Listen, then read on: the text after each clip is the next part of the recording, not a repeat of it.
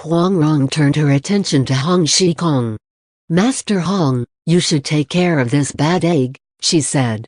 Hong Shikong nodded and said to Owen K, "How can you lawlessly herd these snakes through the country in broad daylight? You obviously intend to use these snakes for reckless acts. Who do you intend to use them on?" "These snakes have traveled a long distance," Owen K said. "They can't feed themselves in a conventional manner." "How many people have you hurt?" Hong Shikong said. "We have herded the snakes through the country," Owen K said. "Not many people have gotten hurt." Hong Shikong glared at the other man. "Not wounded many people," he said. "Your family name is Ouyang, is it not?" "That's correct," Ouyang K said. "The lady must have told you." "And what is the venerable one's name?" "This man's rank is a generation above yours," Huang Rong said. "If he told you, he would scare you to death." But Ouyang K didn't get angry. He laughed instead and cast a sidelong glance at her. "You are the son of Ouyang Feng, aren't you?" Hong Shikong said. Ouyang K didn't respond, but the three snake herders shouted in anger. "Old man, how dare you to use the given name of our master?" "I say what others do not," Hong Shikong said with a smile. The three snake herders continued to yell at Hong Shikong, when the beggar, who was on the ground with the doggy beating stick, suddenly appeared in the sky like a large bird. He struck down 3 times so quickly that the 3 men had no time to react. Before their bodies hit the ground, Hong Shikong had already jumped into the air again. "Good move," Huang Rong said. "Why haven't you taught it to me yet, Master Hong?" The 3 men could not make a sound because Hong Shikong hit them on the tiny muscle near the chin that connects to the jaw. Startled, Ouyang K said to Hong Shikong, "Senior knows my uncle?" "You are Ouyang Feng's nephew," Hong Shikong said. "It's been over 20 years since I've seen the old poison. Is he still not dead?" Ouyang K grew angry, but he knew the level of Hong Shikong's wugong was very high. And since he knew his uncle, he must also be a senior figure of enormous ability. Uncle has often said that he would never die before any of his friends. Ouyang K said. "So he dares not go to heaven before you?" Hong Shikong looked skyward and laughed. "Good. You turn my words around and insult me," he said. "Now, why did you bring all these treasures?" he said, indicating the snakes. "I have spent all my life in the West," Ouyang K said. "This is the first time I have ventured south of the Yellow River. The journey is lonely and solitary, so I thought I'd bring these snakes for some fun." "That is a lie," Huang Rong said. "How can your journey be lonely and solitary with so many of your wives and concubines to accompany you?" Ouyang K snapped open his fan and looked over it at Huang Rong. Laughing, he recited, "My distant heart held no one within, but today I have met its princess." Huang Rong made a funny face at Ouyang K and laughed. "I don't need your compliments, just as much as I don't need you to miss me," she said. Ouyang K was speechless. He was enthralled by the goddess like Huang Rong and her pleasant expression. "Your uncle rules the western region tyrannically, so obviously no one has disciplined you," Hong Shikong shouted. "So you've come into central China with the same idea of doing as you pleased. Well, today, I will give your uncle's face and leave you alone. Get out of my sight right now." Ouyang K stopped himself from spitting out hateful words. Knowing himself to be no match for Hong Shikong, he began to retreat obediently, though his heart was full of distaste. "Junior wishes Senior a new year, free of any awful misfortune," he said. "If you should have any trouble, please come to the White Camel Mountain." Hong Shikong laughed. "Little punk, you dare challenge me to a duel? If I come, it has nothing to do with an agreement. Your uncle isn't afraid of me, and I'm not afraid of your uncle. 20 years before yesterday, in the early morning, a group of us fought one another and found ourselves to be evenly matched. We need not fight ever again." His face abruptly changed. You are still here in front of me instead of being far away. Hong Shikong shouted. Aoyang was startled again. I've only learned 30% of Uncle's Wugong, he thought. This man here doesn't seem to be lying. I'll accept this loss of face for now and get back at him later. Aoyang didn't respond, and the three men, with their shins still in pain, made no sound. Casting a glance at Wang Rong, Aoyang turned and walked back into the forest. The three men then made strange noises to order the snakes, but because of the injury to their shins, their voices at their loudest only came out as a weak rasp. Like a wave, the snakes moved back into the forest, leaving a trail of gleaming slime across the ground. Master Hong, do you know where these snakes come from? Wang Rong said. Were they raised? Hong Shikong gave no response. He took a swig from his gourd, used his sleeve to wipe off the sweat from his brow and let out a sigh of relief. How dangerous! How dangerous! He said. How so? Both Go Jing and Huang Rong asked. Those poisonous snakes were only temporarily blocked by my efforts, Hong Shikong said. They would have soon been able to come over. With so many snakes, they would have been like a flood. How would we be able to stop them? Luckily, those people were inexperienced and didn't realize my ruse since I scared them so much. If the old poison had come, you two kids would have been in a terrible position, he added. We wouldn't stay, would run away, Huang Rong said. This senior wouldn't be scared, but you two kids would run away, Hong Shikong laughed. But how would you flee if the old poison sent out one of his palms? Is that man's uncle really that powerful? Wang Rong said. Hong Shikong laughed. Not powerful? Eastern heretic, Western poison, Northern beggar, Southern emperor and central divinity. Your father is the Eastern heretic, and Aoyang Feng is the Western poison. The #1 martial artist, Wang Zhenren, passed away. The remaining four of us, who fought against one another in 8 pairs, were found to be equal. Is your father not fierce? He added. Is my own ability negligible? Huang Rong had secretly pondered these points before and was not able to put the pieces together. My father is a good person, so why is he called heretical and evil?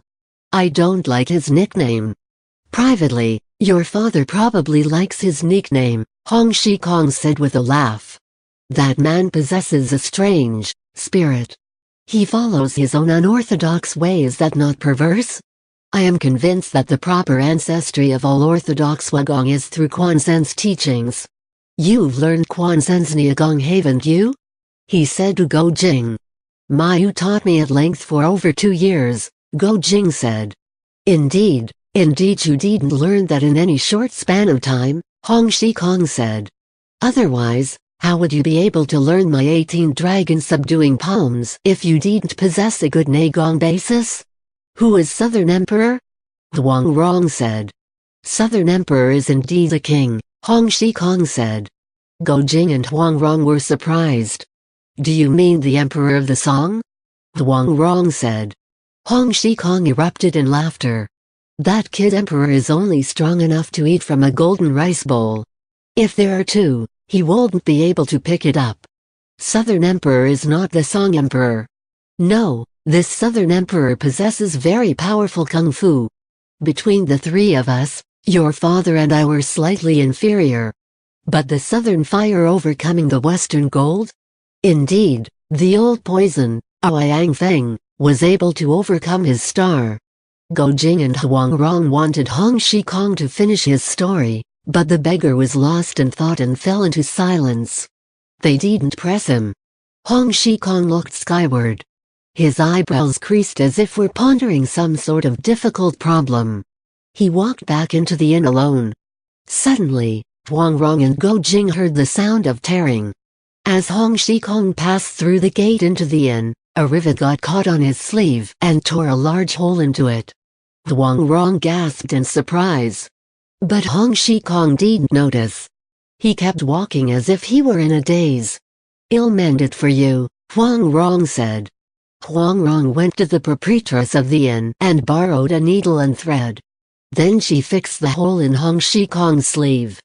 Hong Shikong shook himself from his reverie when he saw Huang Rong with the needle in her hand. He abruptly snatched the needle and ran outside the gate. Curious, Go Jing and Huang Rong followed, only to see Hong Shikong throw the gleaming needle out. Huang Rong watched the needle arc and pierced a grasshopper. She shouted in delight. "This will do," Hong Shikong said, looking satisfied. "This style will do nicely." Go Jing and Huang Rong waited for Hong Shikong to continue. "Ouyang Feng, the old poison, loves to raise poisonous snakes and poisonous insects," Hong Shikong said. "Coming up with a way to deal with all those black snakes is not an easy thing." He paused before continuing. "When I saw that younger Ouyang and found him to be no good, and knowing his uncle who opposes everyone, I realized that you two needed some way to disperse the snakes since I might not always be around to save you." Huang Rong clapped her hands. "You would use the needles for the snakes to the ground." Hong Shikong smiled at Huang Rong. "This girl is so clever," he said. "You say one sentence, and she already knows the next one." "You don't want to use the yellow herb anymore?" Huang Rong said. "You just spit it out with the wine and the poisonous snakes will refuse to cross it." "That will not work so long," Hong Shikong said. "I have to practice this dance blossoms rain from the sky, which would use this needle. The snakes will approach in the future, and I will throw out these needles, hitting each snake, one by one. After I get enough needles, I will go kill all those snakes in until a fortnight." Both Go Jing and Huang Rong laughed. "I'll go get you your needles," Huang Rong said, before immediately heading off in the direction of the town market. Hong Shikong sighed in admiration. "Jinger, why don't you have her split her intelligence and cleverness apart and give one half to you?" "Split apart her intelligence and cleverness?" Go Jing said. "You can't split those apart."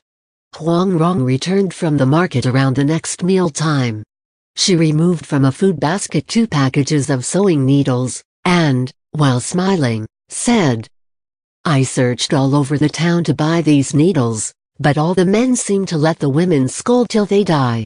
"How?" Go Jing said. "The women scolded them they were all useless. It's impossible to not be able to buy needles in a town." Hong Shikong burst into laughter. "I am indeed very clever. Luckily, I have not married and it will spare me from having the torment of daughters," he said. Come, we need to practice kung fu. You two kids won't get another opportunity to learn from this old man." Laughing, Huang Rong followed him out. "I don't want to learn, Master Hong," Go Jing said. "Why?" Hong Shikong said. "Senior has already taught me so much kung fu that I haven't practiced enough," Go Jing said. Hong Shikong understood. Go Jing refused to be greedy. The beggar had said he would no longer teach any more Wagong to Go Jing, but the recent emergency situation made teaching more techniques imperative. Nevertheless, if Go Jing allowed Hong Shikong to teach him again, it would appear to be opportunistic. Nodding, Hong Shikong pulled Huang Rong by the hand and said, "We practice." Once alone, Go Jing went out and practiced the first 15 palms of the 18 dragon subduing palms, thereby increasing his understanding. Huang Rong studied Blossom's Rain from the Sky for 10 days. She learned how to throw 10 needles to simultaneously hit a person's vital areas, but could not master hitting the vital points of multiple targets at once. One day, Hong Shikong and Huang Rong were out practicing with the needles. The beggar threw them all at once. The needles fell to the ground in 2 groups each 10 feet across. Satisfied, he looked skyward and fell into contemplation. But his thinking was dull, so he said aloud, "Old Poison, why did you train all these snakes?" With his Wagong already at such a powerful state, he can handle almost anyone near him, Huang Rong said. "So what would the snakes do?" Hong Shikong slapped his head.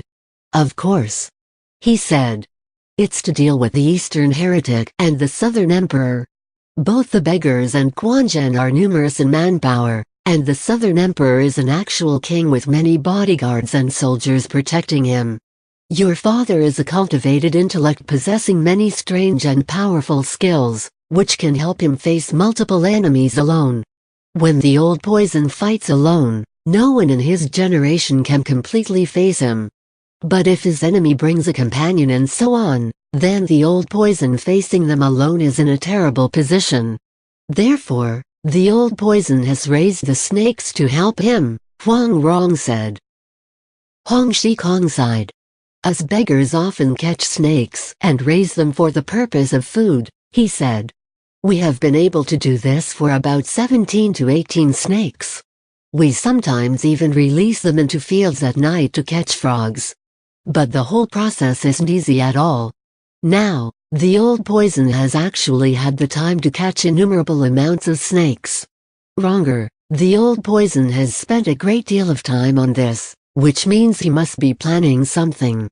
He is certainly planning something, Huang Rong said. But luckily for us, his nephew revealed the snakes. Hong Shikong slapped his head. Of course, this Aoyang kid revealed with the secret with his frivolousness, he said. But what does the old poison know about what others have? These thousands of snakes could not have come from the western region. They must have been collected from the mountains in the east. And though that Aoyang kid betrayed a part of the plan, he might not have completely revealed the whole scheme in which he plays a part. That is not a good thing, Huang Rong said. Luckily, this style prepares us in advance to take care of those snakes when we observe them, as opposed to having to deal with them while fighting with the old poison himself. Hong Shikong hesitated. But suppose he wraps me up and prevents me from throwing the needles, he said. How would I deal with those thousands of snakes? Huang Rong thought for a while. Just run away, she said. Pa. Hong Shikong said with a smile. What kind of method is turning around and running away? Suddenly, Huang Rong exclaimed. I got it. I just thought of a good plan. Joyful, Hong Shikong said. What kind of plan is this? Just keep the two of us by your side, she said. Should we meet the old poison, you will fight him and Brother Jing will deal with his nephew. I will simply use the sewing needles to kill all the snakes. The problem is Brother Jing doesn't know 3 of the strikes in the 18 dragon subduing palms and might not be able to deal with those grinning bastards. Hong Shikong stared. You are the grinning bastard, he said. You just want to cheat me into teaching your Brother Jing the last 3 palms. Regarding Go Jing's moral conduct, I would teach him all 18 palms without any hesitation. But when did this boy become my disciple? He is so dull that if I took him as a disciple, I would be giving people the right to laugh at me. Huang Rong laughed. I'm going to buy some groceries, she said, knowing that would make it harder for Hong Shikong to stay. She went to the market and purchased many different kinds of vegetables and meats while making sure she bought ingredients with sufficiently unique tastes. With the groceries held in her left hand and her right practicing the blossoms rain from the sky technique, she leisurely strolled back to the inn. Suddenly, she heard the sound of a bell loudly approaching. In the distance, she saw a lone, female rider dressed in white approaching the inn very quickly. Huang Rong saw it was Yang Taizin's daughter, Mu Nianqi, whom Go Jing's relatives wanted him to marry. Huang Rong's heart turned sour, and as Mu Nianqi got closer, she refused to make a sound. What's so good about this girl? She thought. Brother Jing's 6 masters and that ox-nosed priest of the Quanzhen sect all want him to marry her. After more thinking, Huang Rong grew angry. Let me go fight her and relieve some of my frustration, she thought. But when Huang Rong went to place the groceries in the inn, she found Mu Nianqi already sitting at a table. An anxious-looking innkeeper asked Mu Nianqi what she wanted to eat and drink. Bring me a bowl of noodles and some beef, Mu Nianqi said. The innkeeper quickly left to fill the order. How is simple beef any good to eat? Huang Rong said. Mu Nianqi looked at Huang Rong. At first she couldn't recognize her, but then she remembered it was the girl who so suddenly left with Go Jing. She exhaled. "Little sister is here too?" she said. "Please sit with me." Did that smelly scholar, the fat dwarf, or the other ones come too? Huang Rong said. "No," Munyanchi said. "I came alone. They are all off together."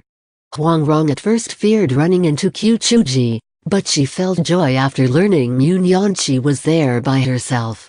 At first blinded by the possibility of the Taoist's presence, Huang Rong now examined Munyanchi closely and noticed her small boots, dress and her hair entwined with a white flower, signifying that she was in mourning. And though she had lost weight and wore a sad expression, Munyanchi remained elegantly beautiful as opposed to pitiable. Huang Rong then noticed a dagger worn at Munyanchi's waist. This is the dagger exchanged by Brother Jing's parents with their parents to mark their marriage, Huang Rong thought. Unable to bear the thought, Huang Rong shouted, "Little sister, may I take a look at that dagger?" The dagger was indeed the one Bao Ziruo gave away just before dying. It was recovered after she and Yang Taizin killed themselves and served as a keepsake of the two adoptive parents. Munyanchi looked at Huang Rong and noticed her strange expression, but before she could do anything, Huang Rong had already reached out, taken hold of the dagger and casually removed it. She looked at the weapon and noticed the two characters Go Jing carved into its hilt. "This belongs to Brother Jing," she thought bitterly. "Why does she get to have it?"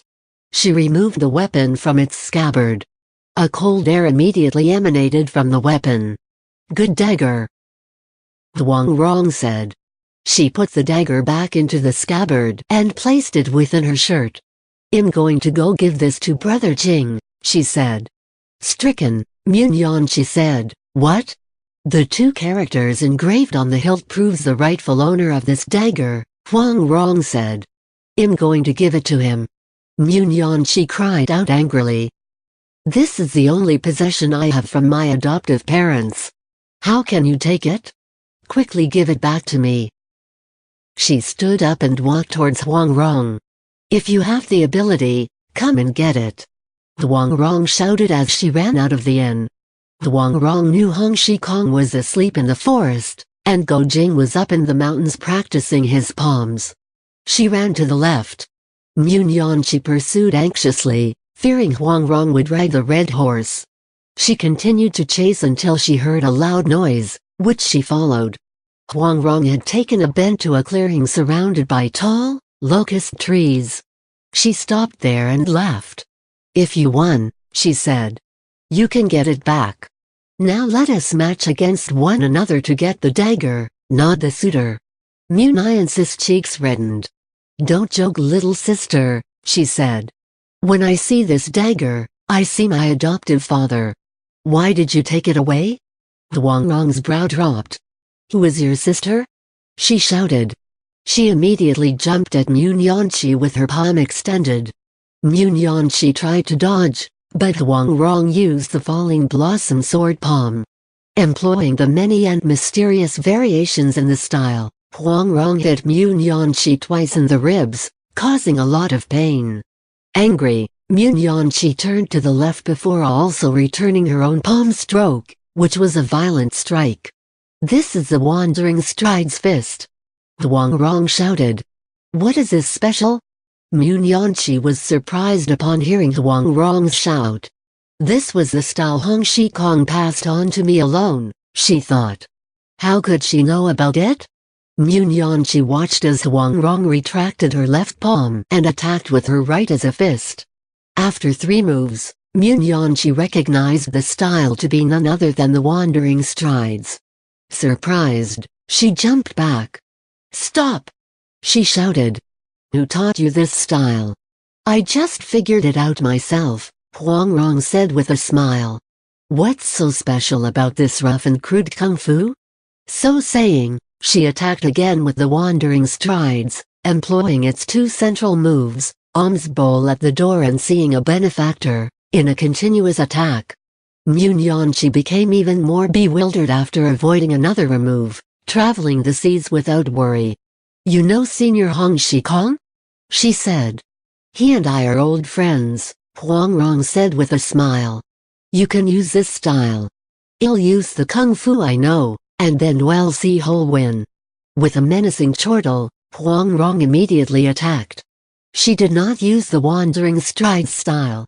Instead, she employed the martial arts taught to her by her father to get the better of Mu Nianqi. Now she is taught by Hong Shikong. How could Mu Nianqi block? Mu Nianqi tried to flee but she couldn't. She watched a palm rise like a sword slashing across with a roaring wind. Feeling the spear-like force, Mu Nianqi twisted her body to the side to dodge, but then felt pain in her neck as Huang Rong successfully hit her with brushing the orchid blossoms from the road. The palm had struck the neck vertebrae precisely where the blood vessels regulate the body, hands and feet. After being hit, Mu Niance's hands and feet immediately turned numb and weak. Huang Rong then stepped forward and pressed an acupoint on Mu Niance's waist. Mu Nianqi immediately fell over. Huang Rong took out the dagger, before slashing at Mu Niance's cheeks with 10 different strikes. None of them hit. They were only 1 inch away from striking flesh. Mu Nianqi closed her eyes, expecting death, but to her surprise, she felt a cool air near her cheeks that didn't hurt. When she opened her eyes, she only saw the dagger coming towards her eyes, only to see it stop next to her face. If you're going to kill me, kill me! She yelled in anger. Why all the play and theatrics? You are not my enemy, nor do I hate you, Huang Rong said. Why would I kill you? You just have to swear an oath, and I'll release you. Although they were indeed not enemies, Mu Nianqi refused to consider even giving an oath. Lady, you threaten to kill me because you want me to swear an oath, she shouted. You must be dreaming. Huang Rong sighed with admiration. It would be a real pity to kill this beautiful lady of marriageable age, she said. Mu Nianqi closed her eyes and waited for death. She spoke nothing. After a moment, Huang Rong gently said, Brother Jing and I have already shared our hearts. If you proceed to marry him, there is no way he would give you the same. Mu Nianqi opened her eyes. What did you say? She asked. I know you won't promise not to marry him, Huang Rong said. Who is it that you like? Mu Nianqi said in confusion. Who is it you think I want to marry? Brother Jing, Go Jing, Huang Rong said. Oh him, Mu Nianqi said. What do you want me to swear? I want you to swear a heavy oath that you will not marry him, Huang Rong said. Mu Nianqi giggled. You put a dagger to my throat when I already cannot marry him, she said. Is it true? Huang Rong asked joyfully. How can this be? Although my adoptive father betrothed me to brother Go Jing, honestly, she said before lowering her voice. Honestly, adoptive father, despite all his wisdom, neglected to prevent me from giving my heat to someone else. I've made such a bad mistake about you. Huang Rong said ecstatically before immediately releasing Mu Niance's acupoints and massaging her numb hands and feet. Elder sister, who have you matched yourself with? Mu Nianqi blushed before cooing. You've seen this person before. Huang Rong tilted her head in thought for a moment. I've seen him before? She said. What kind of person around this town is worthy of ascending to elder sister's level? Mu Nianqi laughed. In this world, this man is unrivaled by everyone except for you, brother Jing, she said. Elder sister, is he dumb since he hasn't married you? Huang Rong said with a smile. Is brother Jing dumb? Mu Nianqi said. His character is honest, and his heart is chivalrous. I admire him very much. He treated my father and me very well that day when he helped us at the risk of his own life, which I am very grateful for. This grade of man is very small in the world. Worried, Huang Rong pressed. Did you say that you couldn't marry him just so I wouldn't put this dagger against your throat? Mu Nianqi noticed how Huang Rong pressed the issue and concluded the imprudence she exhibited before wasn't far off. She grasped Huang Rong's hands and slowly spoke, Little sister, your heart is already set on brother Jing. Finding another man his equal will be difficult even with all the thousands of men in the world, right?